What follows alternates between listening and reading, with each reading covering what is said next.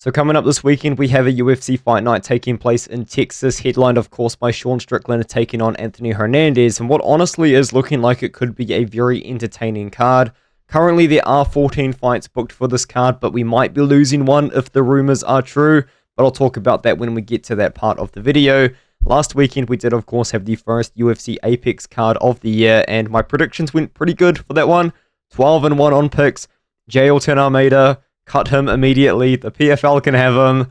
Oh my goodness, that was pretty upsetting to be honest with you, and I was quite confident in Almeida being able to win that fight, but nearly a perfect card to start the year. I'm pretty happy about that. My PFL predictions, on the other hand, were a very hit or miss. Really, it wasn't a great PFL card for me, but I do think out of it, the PFL lost a couple really good prospects and also gained a couple really good prospects for them, so it should be pretty interesting to see how the PFL does look going forward. To talk about this card, I think, as I said, I think it could be quite entertaining. There are 14 fights on the card. The poster looks pretty good. Now, initially, I didn't know what the poster was inferring. I thought initially it was an American flag. And then I was like, this card is in Texas. So I googled Texas Star. Eventually, I found out this is the Texas flag, kind of flipped. Very, very good poster design, in my opinion, for that reason. You guys know that when the UFC kind of goes to unique locations, I like it when they do things that do sort of are relevant to the location they're doing the event in, and I think having a Texas flag on the poster like this, it just works really well. So this is one of the better posters I've seen of the year. For that reason, I think having the Texas theme is very, very good. Now to talk about other things too, we do have Cage Warriors 200 coming up very, very soon, and I have yet to finish my article on that, but that will be out on that We Want Picks website. And of course, if you do sign up to We Want Picks, you do get 10% off your first membership using my code ARTEM, and that can be any of those memberships, including the 1 month membership, so you get 10% off, and you do really support my channel in that endeavor. Speaking of, I'd like to thank everyone. We finally cracked 10.7k subscribers. That is a number that I was stuck on for quite a while with the channel, so I do really appreciate the support. And of course, with 2026 coming along, the content will be quite regular with my UFC predictions and other things along those lines. Let's get into these predictions. That was not quite an Angelo intro, only 2.5 minutes, but Carli Judice is going to beat Juliana Miller, in my opinion. Judice has always been quite an interesting fighter. In my opinion, I did pick her to win on the Contender Series. Biasly, maybe. I did think she won on the Contender Series, and then she went out there against Hernandez. Had a very competitive fight against Hernandez as well, and since then has looked very, very good. If you watch her regional fights, you can tell that she was very green in MMA, but she is a very aggressive, athletic striker with a decent amount of power for this division, and she is now fighting someone who, yes, is going to be a much better wrestler and grappler than her. She doesn't move her head. Juliana Miller has absolutely no striking defense to speak of whatsoever. As long as this fight is on the feet, I genuinely do believe that Judice is going to be live for a knockout.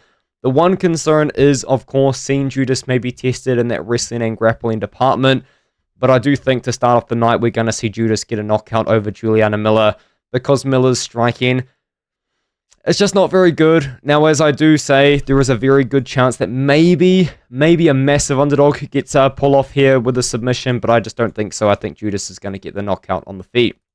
Now we have Yadier Valle, who has looked very good in the UFC so far, fighting at 145 pounds against Jordan Leavitt, who's coming down to 145 pounds for this one here. So I'm quite interested to see how he's going to look, because I didn't necessarily think that Leavitt was a small lightweight, but I guess being 5'9", you are on the shorter end compared to a lot of modern lightweights these days, so maybe this could be a pretty good move for him. The problem is, I don't think fighting Yadier Valle in your first featherweight fight is a good move, because we're seeing a guy with a very well-rounded skill set, very good wins on the regional scene. He beat a very experienced fighter on the Contender Series, holds a win over Panya Alamov, who is a very good wrestler. Hasn't really won many fights recently, but still a win that at the time was quite good. Beat Michael as well, who has carved out a little bit of a UFC career for himself, and he found some success on the feet in that fight as well, even hurt Michael as well at some point in the second round there. Yadier Valle so far has looked great with the grappling. He submitted Dalgarian, he submitted Matthews, but I do think that, as I said, he's got a very well-rounded skill set. He does have very good striking to back up some wrestling and grappling. Whereas with Leavitt, he really only has a very strong grappling base that I think that he can lean on to win his fights. Most of his wins do come by submission. He did have some success against Paddy Pimblett, you could argue, in the first round, but even then, that was in 2022, and since then, he's kind of been up and down. A win over Kurt Holobar is pretty good, because I do think even though Holobar is 45 years old, he still does have some pretty good grappling skill set. I think in this one, though, Yadier de Valle is going to showcase the more well-rounded skill set that he does possess, and I think he's going to beat Leavitt majoritively on the feet. And since he does have such a good submission grappling arsenal, I think eventually he's going to find a sub over Leavitt. I don't think it's going to happen in the first round, though. I think that we're going to see Del Valle showcase that striking that we haven't seen so far in the UFC since the Contender Series, but I think we're going to see him look quite good, and the odds for this one are relatively wide, as I do believe Del Valle is minus 350. Now we have John Paul Lebosnoyani taking on Phil Rowe. John Paul, of course, was originally supposed to be fighting against Vanderford, and that would have been quite a test for John Paul, I do think, because he is actually a former lightweight that has moved up to 170 pounds. And since he's done that, we haven't really seen much grappling out of him at all, because if you do look at his previous fights when he was at 155, he was grappling, and then he moved up to 170, and he just started striking. He even striked for 3 rounds, except for a takedown in the third against Victor Quicks, who was a massive welterweight, and he was able to find success from there. He hurt Genrick early, finished him.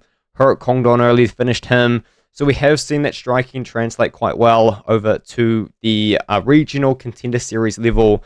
However, I do think against Phil Rowe, this could be an interesting test for him, because he is going to be taking on someone who is a very rangy striker, a guy that does have a lot of tools. 6'3", 80.5-inch reach. Phil Rowe as well. It's not like he only needs to strike from range. He does have a pretty strong clinch game as well, which we have seen showcased even in fights against like Neal Magny, which was a terrible, terrible fight, but, you know, we still saw some of that. I do think for Lebosnoyani, I think that for him to actually find the most success against Phil Rowe, he's going to have to use that grappling skill set that he does possess, because I do think, although his striking is good, he just knocked out a karate guy in Jack Hongdon. I do think that for him to win against Rowe, he's going to have to mix in that grappling too against Rowe, because Rowe is going to have a pretty big size advantage. Yes, he is coming in on short notice, but Rowe is not a stranger to short notice fights. We do see him come in shape quite often. I do think Lebosnoyani is going to win this fight. I would be very impressed if it was by knockout, and I would be very impressed if it was by knockout early. I do think that this is going to be a decision victory for Lebosnoyani, and I think we're not just going to see an all-striking fight out of him. I think we're actually going to see that grappling skill set mixed in to the striking to put on a pretty complete performance here against Rowe.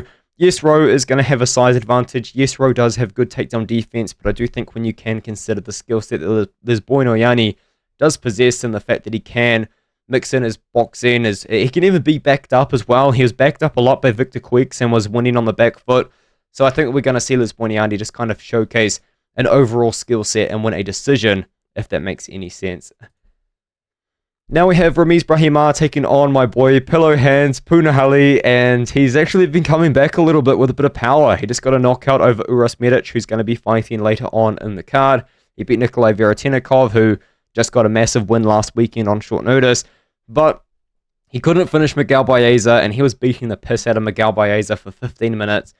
Now Ramiz Brahimaj, talk about a career resurgence, because I did not believe that we were going to see Ramiz Brahimaj on a 3-fight win streak, let alone a win streak in which he got a knockout over Mickey Gall, because if you guys remember, I actually think I picked Mickey Gall to win that fight, and that was pretty embarrassing, but it is what it is, huh? And then he beat Billy Goff, and Billy Goff is a fighter that I've been a fan of, because I think he's so fun to watch. I definitely need to see Goff versus Yusaku Kinoshita, but I think Kinoshita's been cut, so I don't know where I was going there. The point is, Ramiz Brahimaj, big time finisher, nearly all of his wins by submission in the first round, and recently we've actually started to see a very well-rounded skill set added to Brahimaj. All of a sudden, he's actually become a bit of a threat on the feet. The cardio issues that he did have at some point have been addressed as well, and overall we are seeing a very complete fighter in Ramiz Brahimaj, but he still does have that very elite grappling skill set, which is going to come into play here, because Punahele Soriano, if you guys do know, he does have a wrestling background. He does have a college wrestling background. He is a former middleweight. He come down to 170 pounds. And since then, he has been looking pretty good. He's been up and down a little bit.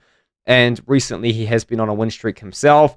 I do kind of like to call him Pillowhands Punahele because he did just kind of lose all striking power that he did once have. And he just does struggle to find finishes in some moments, especially against Miguel Baeza. That is the number one real sort of red flag there. But he knocked out Uros Medic. He beat Veretennikov with a complete performance. Against Brahimaj, though, I don't know if we're going to see Punahele look to wrestle offensively. I think we need to see Punahele look to try and find the knockout over Ramiz Brahimaj here and sort of avoid those grappling exchanges, because we've seen Brahimaj's ability to get defensive submissions and offensive submissions. And what I mean by that is Brahimaj's been pulling off guillotines recently.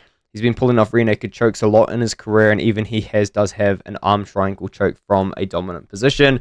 I think in this fight, though, I'm going to go with Brahimaj. I think that it's very close, and I do think that the odds are starting to lean towards Brahimaj, as in money is coming on his side. He is now minus 130. I think Punahele Soriano is probably one of the more solid underdogs on the entire card, because I do think out of these two, he is the better striker, and he certainly does possess more power than Brahimaj as well. So a knockout on the Soriano side wouldn't shock me, but I do still think that right now we're seeing a very, very good version of Ramiz Brahimaj, a very improved fighter.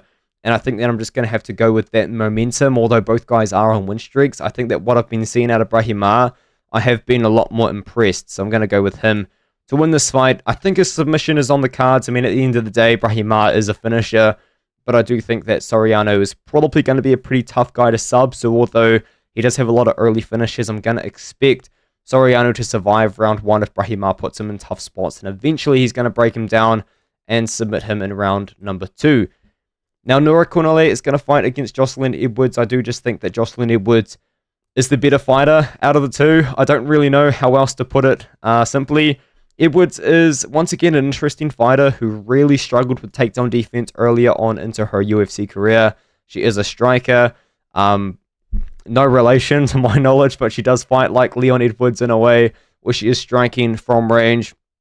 But in the past, her takedown defense was really, really bad. And when I say it was really bad, it was some of the worst in the UFC promotion.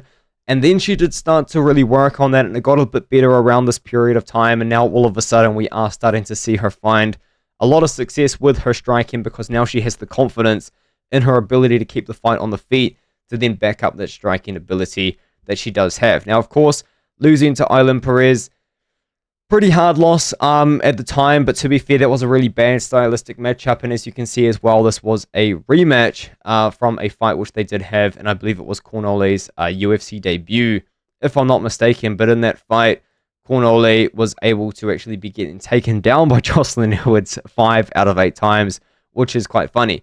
Now that we have moved on from that time period, I do actually think we are going to see Joselyne Edwards actually make a pretty big comeback here. And I do think that we are going to see Edwards kind of be able to beat Cornolle. And the reason why is because I think that the improvement has come in on the Edwards side. Joselyne Edwards has improved her striking. She's shown power recently. She's been getting knockouts. And of course, now that that takedown defense has been built with confidence, and Cornolle didn't even attempt takedowns on the first fight, it was all Edwards.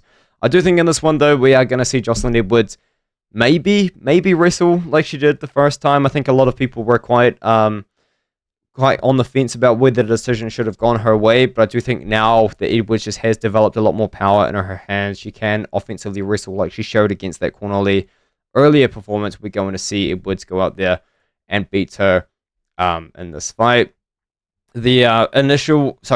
The interesting stats to look at was Edwards did actually land a very similar amount of total strikes in that matchup, but the significant strike advantage was to Nora Cornolle. I do think, though, that we did see Edwards struggle with being able to hold her down. There were 3 reversals given officially on the stats. I have become a stats guy now as well, by the way. Something had to change after last year because I didn't really have my best picks here last year, and I was like, you know what, let's look into the stats a little bit. And I do think that Joselyne Edwards, I think she passes the eye test. I think she passes the stats test in this fight. I know it's a rematch. I know Cornolle won the first one, but I do think we're going to see Edwards win this one here. And now we can move on to Alden Coria as he does take on Louis Gurule. I have never been more wrong about a prospect in my entire life than I was about Louis Gurule. I genuinely believed in this guy. I thought this guy was looking so good on the Contender Series, on the regional scene. You know, in hindsight, there definitely were red flags there because he is a very patient striker, but he just had such a unique style of breaking his opponents with not strikes, but breaking his opponents with pressure. I thought the takedown defense, the reversal, the wrestling ability, the striking shown against Nick Piccinini was very, very good on short notice, and I think that Nick Piccinini is a lot better than a lot of people give him credit for. And then he gassed out against Ode Osbourne after finding some wrestling success in the first round. And he lost to Jesus Aguilar, who I personally don't rate very highly at 125 pounds, even though he's been looking good recently. Alden Coria is interesting too, because I watched this guy's tape, of course, before he made his short notice fight against Alessandro Costa, and I could understand that he was good. He did knock out Paris Moran in this, oh goodness, it was in the first round, but I do believe that was overturned due to something very minor. I think it might have been, I don't want to put this out there, I'm just going to say allegedly it was a marijuana use for something very, very minor, nothing really too crazy. And then after that, he did get a quick KO, but what I was trying to say, was although I could recognize that Alden Coria had the skill set to beat Costa, good takedown defense, decent grappling, really good boxing, I didn't actually expect to see him just beat up Costa the way that he did, because I did pick Costa with a decent amount of confidence, and the reason why is I personally rate Alessandro Costa quite highly. This is a guy that does have a couple losses in the UFC, but his wins are good. His losses are pretty good too. Like, he gave Ursig a lot of problems on his run to the title shot. He gave Albazi a lot of problems in the first round on short notice. And Coria was just able to outbox him and was looking really good in the boxing, and then eventually knocked him out in the third round. And as I said, Costa's a really good fighter. I rate Costa very highly. And now against Gurule, you could argue this is a step down in competition. I kind of struggle to say so because I do think that Gurule still can bring a lot to the table with his unique skill set, but I think that what we've seen in the UFC is maybe what I saw on the regional scene just couldn't quite translate to this level. And I do think that we are going to see Coria go out there against Gurule and show that good takedown defense that we've seen on the regional scene and that boxing ability that he does possess. I think it is going to get showcased here again. Now, Coria being minus 270 on fight odds, Alden Coria is sitting at minus 268, so he's minus 270. Might be a little bit too wide. Maybe that is just the bias in me from what I did see out of Gurule, really believing that he was a strong fighter. But I think that we've seen that Gurule just at the UFC level, and I know Coria is only 1-0 in the promotion. Maybe that skill set of pressure, of low volume, of patience, of waiting for your opponents to make mistakes when you're taking on a guy like Coria who is going to go first, isn't going to translate. So I've got to go with Coria here with the boxing. I think he is going to find a KO over Gurule.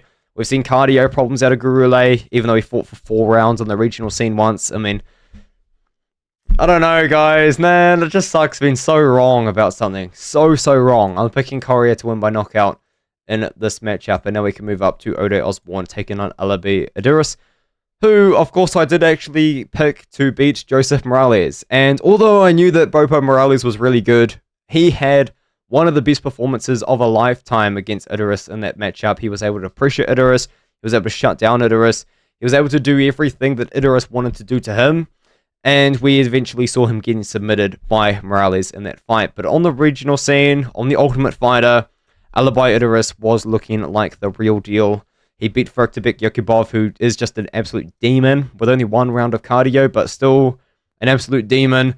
And then after that, he beat Robert Echeverria, knocked him out in the first round, a former Contender Series guy, or at least he was booked for the Contender Series at one point.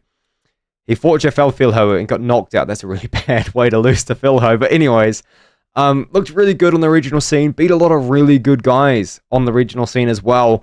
And when you watch his fights on the Ultimate Fighter, the way that he fights was kind of just translated over again.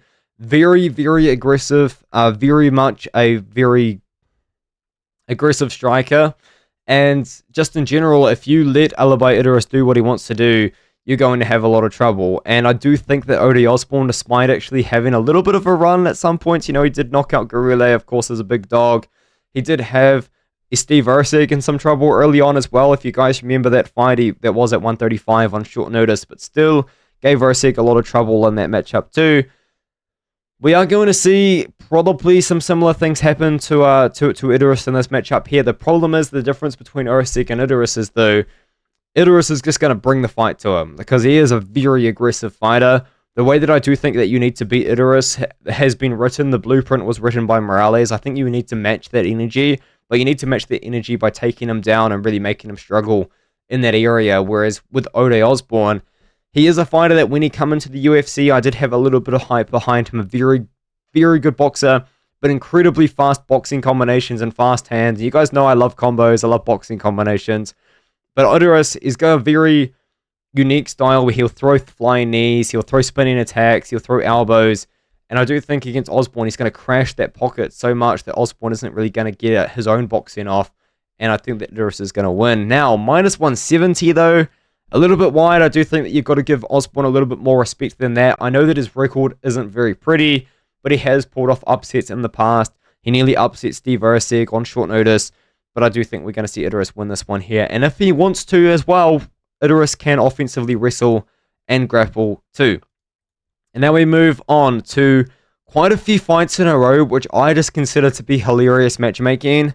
And this is the first one. We've got two glass cannons here. I know Chidi and Njokuani, calling him a glass cannon is probably a little bit rude, but at the end of the day, he's been knocked out 5 times, 4 times in the first round. Got subbed by Matthews in over a minute. Got knocked out by Macau. Got knocked out by Gregory Rodriguez. And what was a banger, to be fair. And then Carlos Leal just got knocked out by Salikov in 42 seconds. Speaking of, like, what is this build? How do we allow this to happen? This is insane. Insane. I know he's peak weight cut right now, but this is insanely low body fat to muscle ratio. There is acne everywhere. Like, this is ridiculous. But I do think that, honestly, the way that Chidi and Njokuani needs to win this fight is, I mean, you can just look at the height and reach and say he needs to keep the range. And that's what he does need to do. He needs to keep this fight at range. He needs to stop Leal from pressuring. He needs to stop Leal from potentially getting takedowns off as well. And I just don't think he's going to be able to do that without getting hurt or without getting caught. This is a 37-year-old Chidi and Njokuani we're talking about now. A guy that moved down to 170 pounds somewhat recently as well, because he was at 185 for a little bit. And I think that now he's, still cutting all that weight, and he's now going to have to deal with this demon. Like, what is going on, man? I think that Carlos Leal, although his skill set is relatively, I was going to say it's one-dimensional, but it's not. It's not really. He does have a pretty good, well-rounded game all the time. But he did find a lot of success in the PFL. He knocked out former UFC fighter David Zawada in the first round. He knocked out Delano Taylor in the second round, and Taylor is on a pretty good run of some pretty good fighters in a row, so you might see him in the UFC one day. I'm not too sure, but I think that Leal is going to go out there and beat Njokuani just kind of based on the fact that I just don't think that Njokuani is going to be able to give Leal so much problems without himself getting hurt first, because Leal is a pressure fighter. He's got a lot of power. He's a big guy for the weight class. He's probably a lot bigger than what could potentially be naturally attainable as well. And I think he's going to pressure Njokuani and I think he's going to knock him out, to be honest with you. This is a guy that came in on short notice against Renat Fakrenadov. A lot of people thought that he beat Renat Fakrenadov. Renat's been cut from the promotion since as well. But I do think we are going to see Leal go out there and knock out Chidi and Njokuani. I like Chidi. I think he's fun. He's got a fun nickname. He looked really good in the Contender Series. Former Bellator fighter as well. His brother used to fight in the UFC. I think his brother still corners him as well. Anthony Njokuani I'm talking about. But I do think we are going to see Leal go out there and knock him out, probably in the first or the second. Now, Zach Reese is going to take on Mikael Pereira, and this is even more hilarious matchmaking. I saw this fight when I was looking at the card about a week ago, and I was like, what is this? Like, this is hilarious matchmaking. These are two guys that don't really have cardio, that don't really have chins, especially Mikael Pereira recently. I mean, what a fall from grace it's been for him. This is a guy that I picked to beat Anthony Hernandez as well, by the way. He moved up to 185 and he just started to look so good. He won a 3-fight finish streak, was looking awesome. He just got knocked out by Kyle Dalkaus in his return to the promotion, who just knocked out GM3 as well. But, I mean, this is hilarious, man. He's taking on Zach Reese, and if you look at Zach Reese, this guy is massive for the weight class. I know Mikael Pereira looks big for the weight class, and he looks big against Mikhail Olechechuk. Where is he? Who was at 205 pounds one day. Zach Reese is huge. He's 6'4". He is a guy that I had a lot of interest in going into the UFC after he beat Eli Aronov because he had a lot of early finishes. The loss to Cody Brundage was pretty concerning, but he's kind of made up for it with a couple good performances back to back to back. The McVeigh fight was hilarious matchmaking because it was a mirror matchup pretty much. And I do think that now we're going to see another sort of like mirror matchup in the fact that we've got two guys with a lot of power, a lot of finishing ability, not a crazy amount of cardio, and not a crazy amount of ability to absorb a shot from either one, because when Zach Reese lands, he's going to knock you out. But when Mychal Pereira lands, he's going to knock you out as well. So it's like, whose chin do you trust less? And although everything is telling me to pick Zach Reese right now, because I do believe that he's the more well-rounded skill set, Zach Reese's grappling ability is very good, although he can come across as a BJJ nerd at times. I mean, that's how he beat Eli Aronov, but it's also how he lost to Cody Brundage. Mychal Pereira is still a lot faster than him. And I do think that the speed that Mychal Pereira is going to bring to the table should be able to outweigh what Zach Reese can get off, because although Zach Reese just is a very good fighter with a lot of power, he still is going to be a lot slower. And Pereira still has that 170-pound speed, I do think. So I'm going to pick Pereira to win by knockout in round one, but I'm not confident in this pick whatsoever. I think that Zach Reese, once again, is a good dog. I know I haven't picked a dog yet, and to ruin the rest of the video, I did try, guys. I just couldn't really find underdogs on this card. Reese is a good one, I will admit, but I do just have to pick Mychal Pereira in this matchup, even though he is a pretty big favorite compared to, I think it should be an even odds fight, because as I said, whose chin do you trust less? Someone's going to get knocked out in this matchup. I'm picking Mychal Pereira to find that KO, but if you disagree, that would make sense as well. I'm going to very, very quickly go over this fight because I have heard rumblings that it's cancelled, potentially. I've heard that Seok Kyung Ko has injured his rib. Maybe he's broken his rib. I don't know. I was actually going to pick Seok Kyung Ko as well. He was going to be my underdog of the card, even though I think that the odds might actually flip by the time that the fight rolls around. He's plus 100 now. And Jacoby Smith, I just kind of not all that sold on him. I was so sold on him after the Contender Series, but at the end of the day, we've got a Sambo world champion in Seok Kyung Ko here, a guy that just out-grappled and looked good against Aubin Elliott, a guy that has cardio for 3 rounds. I know his chin's questionable. I know he's been hurt by really bad fighters on the regional scene before. Trust me, I watched his his regional fights before the Contender Series. But I do think that Seok Kyung Ko could beat Smith. However, if Seok Kyung Ko is legitimately injured and he's still fighting, that's enough for me to flip the pick to Jacoby Smith. However, once again, I have heard rumors that Ko is out of this fight and replacing him as Darius Flowers. If Darius Flowers is fighting Jacoby Smith this weekend, I don't love it for Flowers. I do think that Jacoby Smith can take him down and find success after the takedown. So if that is the fight, the pick is going to be Smith. So do with that information what you will. I know that this wasn't really a breakdown, but I have heard that this fight is cancelled. So just kind of go with that, I guess, if that makes sense. They're my picks for no matter what happens. So I guess Spivak is now going to take on Ante Delija. What happened to Spivak? Seriously, what actually happens to him? Because I really believe that in this 2023 run, we're going to see him maybe not be a world champion, but come very close to it. And he lost to Garn, and losing to Garn isn't all that bad because, you know, at the end of the day, Garn is a world championship level heavyweight. He beat Tybura. I thought, my goodness, he's back. He got smoked by Almeida, which is aged really badly now. And he got smoked by Waldo Cortez Acosta and just couldn't really do anything. And now he's taking on a pretty similar stylistic matchup to that Acosta fight, I would argue, in Ante Delija, who is a very big boy for the weight class. He's a very much a pressure boxer. He's going to stalk Spivak. He's not going to let Spivak get his takedowns off. And I think that he is going to hurt Spivak on the feet and knock him out. That's the thing about Spivak, man, is his wrestling and grappling. It's almost like a judo base. He just rely on a lot of trips to get his opponents down. And he looked best. I think his best performance was against Lewis because he just dominated Lewis, ragdolled him in that 3 minutes. And Lewis doesn't really get ragdolled by opponents like that. You know, even against Jailton Almeida, everyone wrote him off, and he lasted all 5 rounds against Almeida in that fight. Spivak smoked him. And on the feet, Spivak's always been a bit of a victim. I think he's going to be a victim here. Delija, I mean, his nickname's Walking Trouble. he will just walk forward, he will pressure, and he will throw a lot of volume. I know that his loss to Cortez Costa is all over the place because he technically won, and then it was an eye poke that led to the TKO, and then everyone was in. The fight arguably should have just become a no contest, and then he lost, so it was really weird what happened in that fight, but still, he still hurt Cortez Costa badly, nearly beat him, which isn't really something you can say because the fight happened twice pretty much, but against Spivak, man, if that Spivak's getting knocked out, I think that Ante Lee is going to pressure Spivak. When you're pressuring the wrestler, it's going to be very hard for Spivak to get his takedowns, especially the way that Spivak likes to do it, which is against the cage, which is with the trips. Deliha should be able to keep the fight on the feet. I think he's just going to knock out Sergey Spivak in this fight. It's going to knock him out in the first round. And now we can move up to Dan Ige as he does fight against Melquizael Costa. I don't think it's a great matchup for Dan Ige, man. I know that Dan Ige did look really good against Sean Woodson, and Sean Woodson is a very tall boxer at 145 pounds.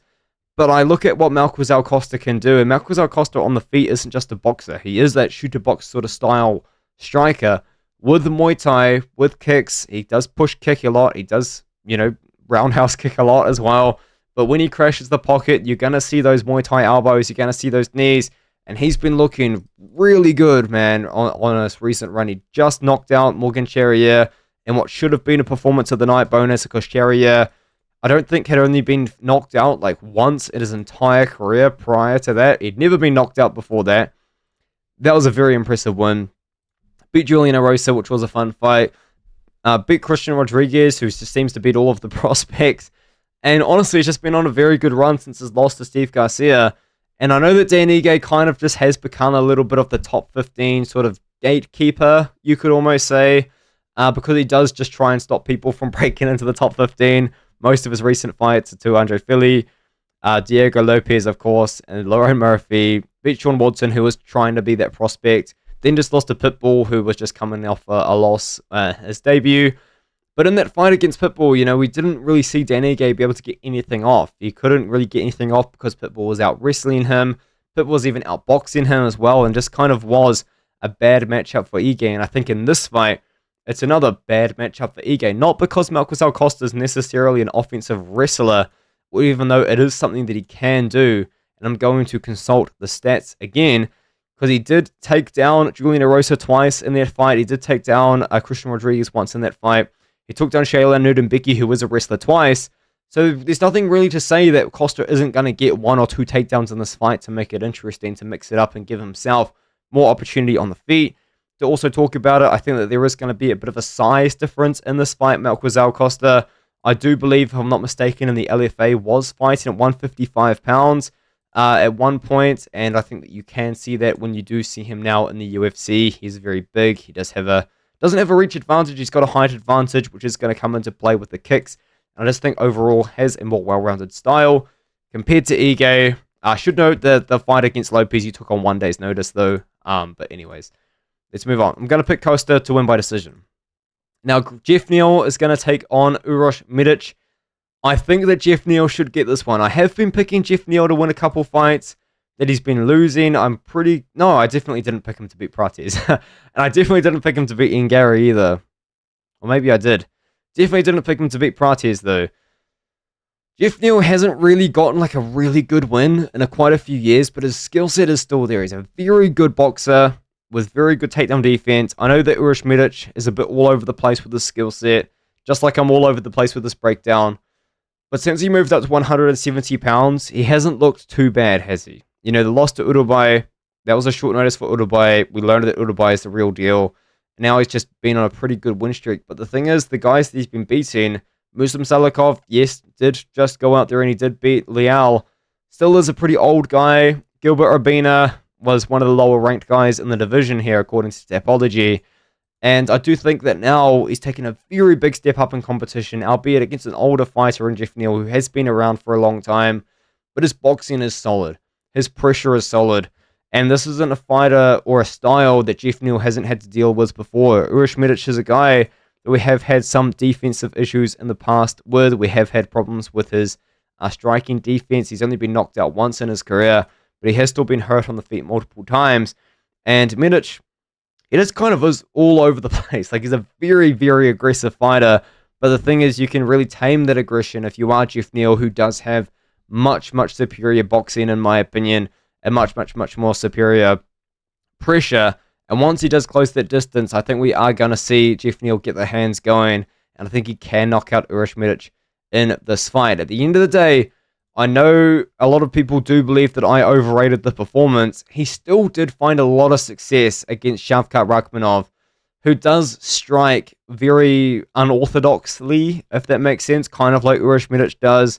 Against Ngari, he found a lot of success as well with that pressure, with the clinch, and he was able to sort of shut down Ngari's fighting from the range. I do think that we are going to see Geoff Neal go out there against Uros Medic, and I think we are going to see Geoff Neal go out there and find that success in the fight. And now we have that main event. I'm sorry, I'm picking Geoff Neal by knockout, just to make that clear.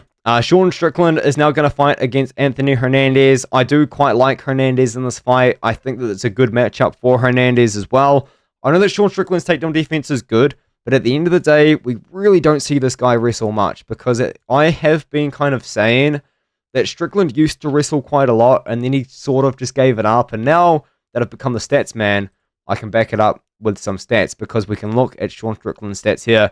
And you can see when he was fighting at 170 pounds back in the day, pretty good offensive wrestling numbers. 3 takedowns here, 3 takedowns against Court McGee, 4 takedowns against Uriah Hall. That was a smart game plan out of him. And we just kind of saw him abandon all of that wrestling when he did start to really find that success at 185 pounds. And someone that hasn't abandoned wrestling, someone that literally does just wrestle for his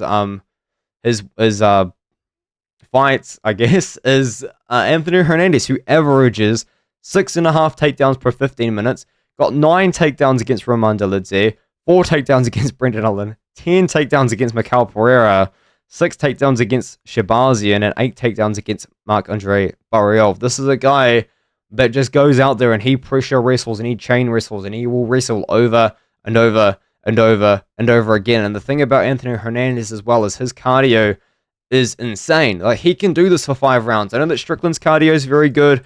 I know we've seen him go 5 rounds multiple times before at the championship level against Israel Adesanya and against Dricus du Plessis. The problem is, though, we're now going to have to see him go out there at 5 rounds against someone who's really going to bring it to him, because we did see in the fight, which he did lose to Dricus by split decision, du Plessis took him down 6 times in that fight. Du Plessis didn't really wrestle as much in the rematch, in the more recent fight, but there wasn't necessarily like a crazy high-paced fight that Hernandez is going to bring, because Hernandez, as I did say, the takedown numbers are insane. He will constantly be wrestling and constantly going forward and trying to get the takedown up against the cage. And I know that Strickland, his takedown defense is good.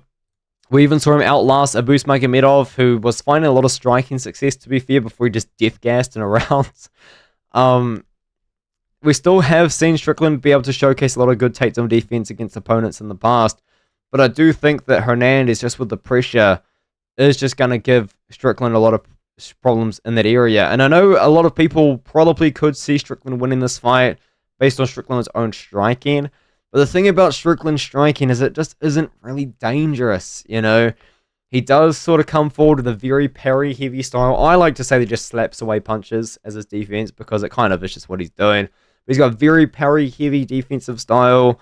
His head movement's pretty good, but for the most part, he does rely a lot on his own pressure and his own straight boxing and kind of picking shots at good times, because his timing is pretty solid. The problem is, though, yes, he is going to be a better striker than Hernandez. I think that goes without saying.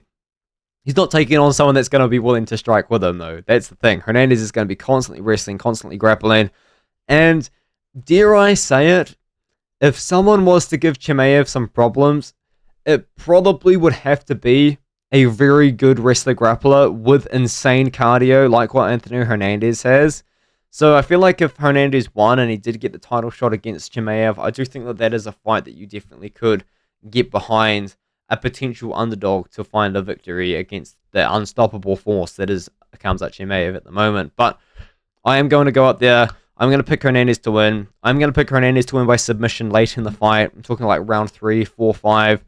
I do think that this could be quite interesting if Strickland can keep it on the feet, But the thing is, we've seen Hernandez just be able to take down elite fighters so many times over and over and over again. And the thing is, he doesn't give up. He will break down his opponents, and even if he can't get a takedown in the first 2 rounds, he still will tire out Sean Strickland, because Strickland's going to have to work on the takedown defense the entire fight. So for that reason, I am going to pick Hernandez to win the fight. I am going to pick Hernandez to win the fight by late submission in this matchup. I think it's going to be a good one.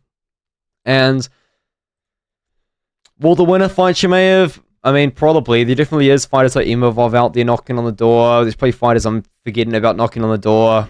If Joe Pyfer knocks out Adesanya, they're probably just going to give it to Pyfer, let's be honest. I mean, the UFC does not give a shit about their ranking system right now. But I do think that it's an interesting fight nonetheless. And if Hernandez is to beat Strickland, he probably should get the title shot, as he does hold a win over Imavov somewhat recently. Let me know what you think in the comments below, and I'll see you guys in the next one.